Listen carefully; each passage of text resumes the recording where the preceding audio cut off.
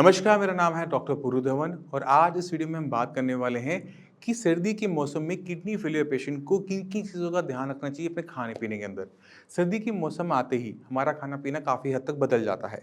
बहुत सारी चीज़ें ऐसी आ रही होती हैं जिन्हें हमें खाने का मन कर रहा होता है, जैसे साग हो गया, गुड़ हो गया। मगर क्या ये किडनी फेलियर पेशेंट को खाना चाहिए या नहीं खाना चाहिए?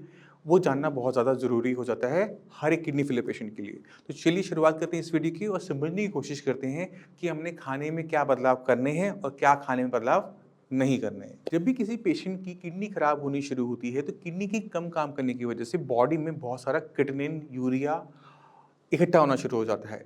सिर्फ क्रिएटिनिन, यूरिया के साथ-साथ बॉडी में पोटेशियम जैसी चीज़ें भी इकट्ठी होनी शुरू हो जाती हैं। तो अगर हमारा खाना बदल रहा है, तो खाने के अंदर जो चीज़ें हैं वो भी बदल रही हैं। हमने इसे मैनेज करना है। तो जो चीज़ें हमारी किडनी के लिए या फिर हमारे हार्ट के लिए, बाकी ऑर्गन्स के लिए खतरनाक हो सकती हैं, उसे हमें डाइट से बाहर करना है। तो सबसे बड़ा बदलाव हम सर्दी के मौसम में क्या देखते हैं कि हरी पत्तेदार सब्जियों की मात्रा मार्केट में बढ़ जाती है। जब मार्केट में ज़्यादा आ रही हैं तो घर पे भी ज़्यादा आती हैं, जैसे मेथी, पालक, सरसों सब सर्दी में ज़्यादा खाने वाली सब्जियां हैं। अब ये जो हरी सब्जियां हैं पत्तेदार, इनको हम कैसे बनाते हैं? मैक्सिमम लोग इसे बनाते हैं साग की तरह कि सरसों का साग बनाया, पालक का साग बनाया। अब जब हम साग बनाते हैं इन पत्तेदार सब्जियों का तो इसके अंदर जो पोटेशियम की मात्रा होती है, जो उसकी कंसंट्रेशन होती है, वो पहले से कई गुना बढ़ जाती है। रीज़न मैं आपको समझाने की कोशिश करता हूँ, उम्मीद करता हूँ कि आप सभी समझ जाएँगे। जब मैंने पालक के कुछ पत्ते लिए तो उसमें पोटेशियम कम था, पर जब मैंने खूब सारी पालक ली, उसे उबाला, वो इतना बन जाता है, उसमें पोटेशियम कंसंट्रेट हो जाता है। और जब हम इसको पका लेते हैं, बना लेते हैं, तो वो इतना सा पालक बन के निकलता है, मतलब अपनी मात्रा का वो काफ़ी हद तक कंडेंस हो जाता है। इस कंडेंसेशन की वजह से क्या होता है कि पोटेशियम का कंसंट्रेशन बहुत ज़्यादा हो जाता है साग के अंदर। तो पालक हो, मेथी हो, बथुआ हो, सबके साथ सेम कहानी है। हमने क्या करना है, हम खा सकते हैं ये सारी सब्जियाँ, बट साग के फॉर्म में नहीं खानी। हमने उनका साग नहीं बनाना, क्योंकि अगर हम साग जब तक हम नहीं बनाएँगे तब तक उनके जो पोटेशियम है आपको दिक्कत नहीं करेगा। आप जैसे मेथी, गाजर जैसी सब्ज़ी आप ले सकते हैं। आलू में पोटेशियम ज़्यादा है इसलिए मैंने निकाल दिया, इसकी जगह हमने क्या रख दिया, गाजर। मेथी, गाजर खा सकते हैं मगर मेथी का साग नहीं खा सकते। मेथी की रोटी खा सकते हैं मगर मेथी की सिर्फ़ मेथी की सब्ज़ी नहीं खा सकते। इसी तरह से बथुए की रोटी आप खा सकते हैं मगर बथुए का साग नहीं खा सकते। तो इन छोटी-छोटी चीज़ों का ध्यान रखेंगे तो कम से कम हमारी बॉडी में पोटेशियम के लेवल्स नहीं बढ़ेंगे। अगर पोटेशियम के लेवल नहीं बढ़ेंगे तो हमें पोटेशियम के लिए दवाई भी नहीं खानी पड़ेगी और पोटेशियम से होने वाली जो कॉम्प्लिकेशन है उससे भी हम बच जाते हैं। अब बहुत सारे लोगों को नहीं पता होगा कि पोटेशियम जब बॉडी में बढ़ जाता है तो कैसी कॉम्प्लिकेशन को पैदा करता है। मैं आपको बहुत छोटे में से बता देता हूँ कि पोटेशियम जो है वो हमारी मसल्स को पावर देता है काम करने की। जब इसकी मात्रा बढ़ जाती है, यही पोटेशियम हमारी मांसपेशियों में थकावट पैदा करता है।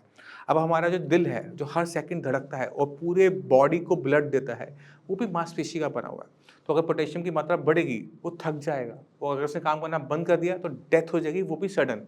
तो इसी वजह से अगर लेवल आपका पोटेशियम का 7 प्लस है, तो डायलिसिस बोला जाता है कि इमरजेंसी बेसिस पे डायलिसिस कर पाओ।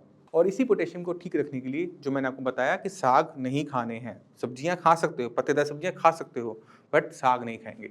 इसी तरह से जो चटनियाँ होती हैं, जैसे पुदीने की चटनी या फिर धनिये की चटनी, इनके अंदर नमक भी ज़्यादा होता है और हम इसे मिक्सी में पीस के बनाते हैं, फिर वही सेम दिक्कत आती है कि कंसंट्रेशन बढ़ जाती है, नहीं लेना। और चीज़ का हमने क्या ध्यान रखना है खाने के अंदर, वो है गुड़। गुड़ एक ऐसी चीज़ है जिसे हम मानते हैं कि वो हमारे अंदर सफाई करता है। बहुत पेशेंट आके पूछते हैं कि गुड़ खाने के तो फ़ायदे बताए जाते हैं, हर जगह छपे हुए होते हैं। गुड़ सबके लिए अच्छा नहीं होता, ये आप जान लीजिए। जो लोग हेल्दी हैं, वो गुड़ खाएँ, कोई दिक्कत नहीं है। मगर गुड़ एक किडनी फेलियर का पेशेंट नहीं खा सकता। रीज़न वही सेम पोटेशियम। अगर आप गुड़ खा रहे हैं तो पोटेशियम की मात्रा बढ़ जाती है ब्लड के अंदर और वो हमारे लिए दिक्कत पैदा करता है। फिर वो यार सवाल आपके माइंड में होगा कि गुड़ में पोटेशियम कहाँ से आ गया? तो मैं आपको उसका आंसर फिर दोबारा से देने की कोशिश करता हूँ। आपने एक गन्ना लिया था, गन्ने का आपने जूस निकाला, जूस को पका के इतना सा गुड़ बना दिया, तो पूरे गन्ने का जो पोटेशियम था, इतने से गुड़ में आ गया। तो आप गन्ना चूसेंगे, कुछ नहीं होगा, बट इतना सा गुड़ खाएँगे तो पोटेशियम की मात्रा बढ़ सकती है। इसी वजह से आप सभी ने गुड़ का सेवन किसी भी फॉर्म में, गच्चक, रेवड़ी या फिर रोटी के साथ गुड़ खा रहे हैं, मत कीजिएगा। पोटेशियम के लेवल बढ़ेंगे, दिक्कत आप सभी को ही देखने को मिलेगी। तो ये 2 बड़ी फूड आइटम थी जो आप सभी ने सर्दी के मौसम में अच्छी तरीके से अवॉइड करना है। अब हम सर्दी में जैसे मौसम ठंडा होता है, हमारा कुछ ना कुछ गरम पीने का मन करता है। कुछ गरम सूप भी मिल जाए, कोई गरम चाय मिल जाए, डॉक्टर साहब तो चाय भी मना कर देते हैं, तो सूप कैसे? तो सूप ले सकते हैं, हम मिक्स वेजिटेबल का सूप ले सकते हैं। हमने ध्यान क्या रखना है, हमने उसमें कॉर्नफ्लोर नहीं डालना, नमक की मात्रा कम रखनी है और काली मिर्च कम डालिए। उसमें किसी भी टाइप की मिर्चों का प्रयोग ना कीजिए। तो सूप जो है आप उसे टी की तरह यूज़ कर सकते हैं। जब भी आपका मन करे कि आपको कुछ गर्म पीना है तो हम उसका सेवन कर सकते हैं।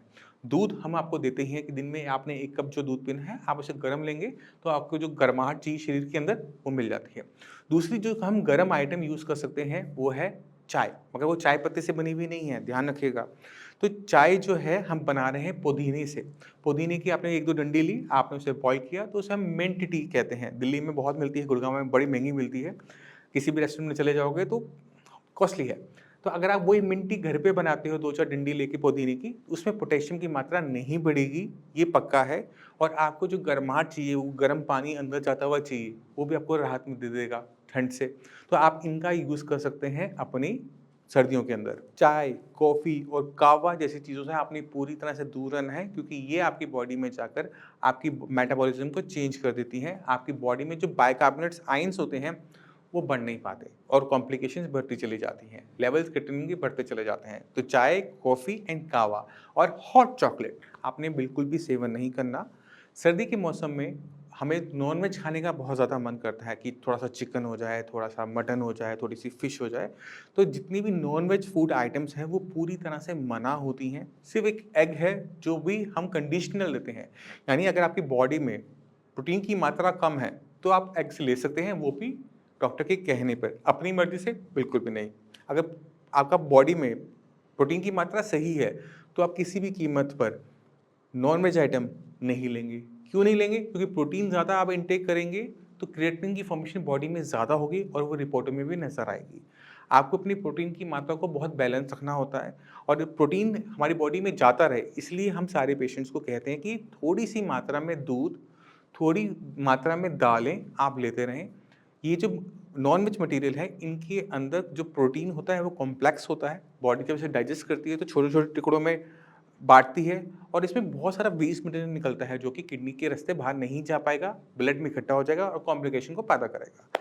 इसी वजह से जितना भी नॉन-वेज फूड आइटम्स हैं, वो पूरी तरह से बंद रहनी चाहिए आप सभी की सर्दियों के अंदर। मैं उम्मीद करता हूँ इस वीडियो से आप काफ़ी कुछ समझ गए कि आपने सर्दियों में किन खास चीज़ों का ध्यान रखना है। फिर भी माइंड में कोई भी डाउट हो, कुछ भी पूछना चाहते हो, क्रिएटिनिन कैसे कम करना है, कैसे हम अपनी कंडीशन को बेटर कर सकते हैं, हमारी डॉक्टर की टीम हमेशा अवेलेबल होती है। आप उनसे बात कर सकते हैं, उनसे पूछ सकते हैं, आपको पूरा रास्ता दिखाएँगे। अब इसी के साथ आप सभी मैं चलने की आज्ञा चाहूँगा। मिलते हैं अगली वीडियो में, तब तक के लिए नमस्कार।